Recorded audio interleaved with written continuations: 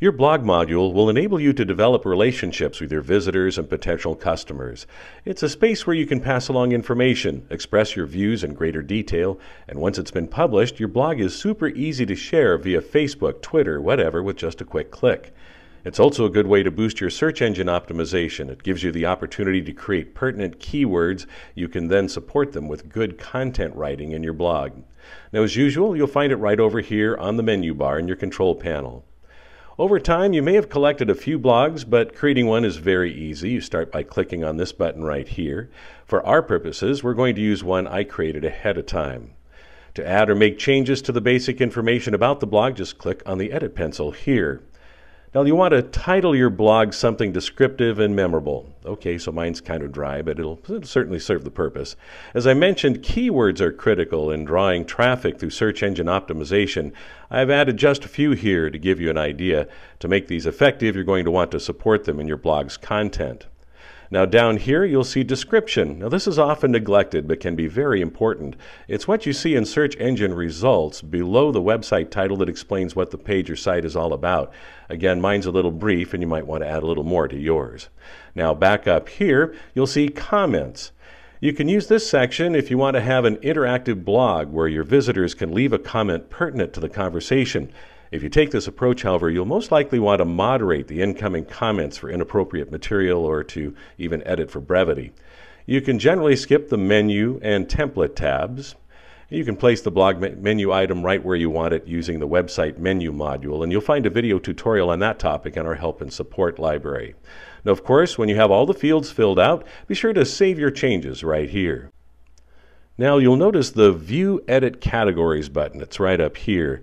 Categories are a great way to group your blog by topic so visitors can view all the blogs on that topic with just one click. You can see I've already created one here called Blog Tips. You can add more categories up here. And to return to the blog list, you simply come over here and click on Back to Blog Pages. Okay, let's get started writing your blog. It's very easy to do. First of all, you want to come over here just under Manage Posts and click on this icon. Now normally the first step would be to select Create a New Post right here. We're going to use one that I've already created. It's called 5 Tips to Get Your Brand Noticed. Now you'll click on the Edit pencil here. Title your post something that you think will spur a click to read more. A good test is to put yourself in the shoes of your visitors. If you read it, would you be inspired to click on it?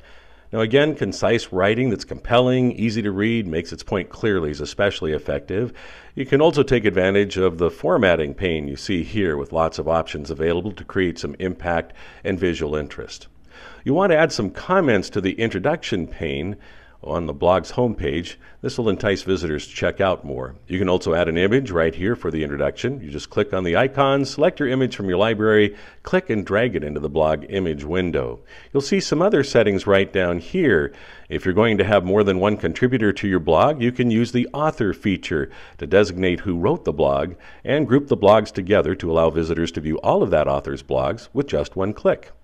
Now to create the author listing, by the way, you'll want to use the staff module. That's right over here. It's easy to use and you'll find a staff module tutorial in our library. If you've set up any categories, you'll find them here. And we'll make this one a category of blog tips. Tags are another great way to group your blog entries. You can see I've created a couple here. The tags appear in what's called a tag cloud that your visitors can click on. Over here we've got comments section. That allows you to moderate and manage incoming blog posts should you have an interactive blog. Schedule release is a nifty tool that lets you prepare blog pieces and schedule them for a later release. And that's great for being able to keep your blog fresh even if you're busy doing other things. And if you'd like to create a unique URL for this blog post, you can use the title alias feature.